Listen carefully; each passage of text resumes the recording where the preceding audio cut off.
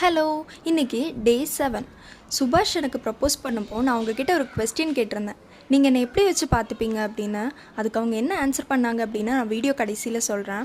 Love லைஃப்க்கும் marriage லைஃப்க்கும் இருக்க difference பற்றி தான் பார்க்க போகிறோம். லவ் பண்ணும்போது நீங்கள் இப்படியெல்லாம் இருந்தீங்க, இப்படியெல்லாம் பேசுகிறீங்க, ஆனால் இப்போ அது எதுவுமே இல்லை, உங்களுக்கு என்ன பிடிக்கலையா? இந்த கொஸ்டின் கண்டிப்பாக ஒரு தடவையாவது எல்லோரும் கேட்டிருப்போம் இல்லையா?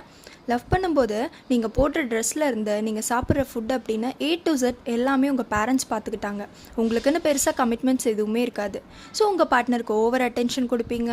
Love, care, time, costly gift அப்படின்னு எல்லாம் அளவுக்கு மீறி பண்ணீங்க. ஆஃப்டர் மேரேஜ் கமிட்மெண்ட்ஸ் ஓவராக இருந்தனால இது எதுவுமே பண்ண முடியாமல் போயிடுது. அப்போ கண்டிப்பாக பிரச்சனை வரும் இல்லையா? இதெல்லாம் உங்கள் லைஃப்லேயே நடக்குதா அப்படின்னு கேட்டிங்கன்னா கண்டிப்பாக கிடையாது. சுபாஷ் என்ன ஆன்சர் சொன்னாங்க தெரியுமா? என்னால் எந்த அளவுக்கு உன்னை சந்தோஷமாக பார்த்துக்க முடியுமோ அந்தளவுக்கு நான் உன்னை பார்த்துப்பேன். இப்போ வரைக்கும் அவங்க என்னை ரொம்ப ஹாப்பியாக பார்த்துட்ருக்காங்க. ஸோ அளவுக்கு மீறினால் அமுதும் நஞ்சு. நெக்ஸ்ட் வீடியோவில் பார்க்கலாம். பாய்.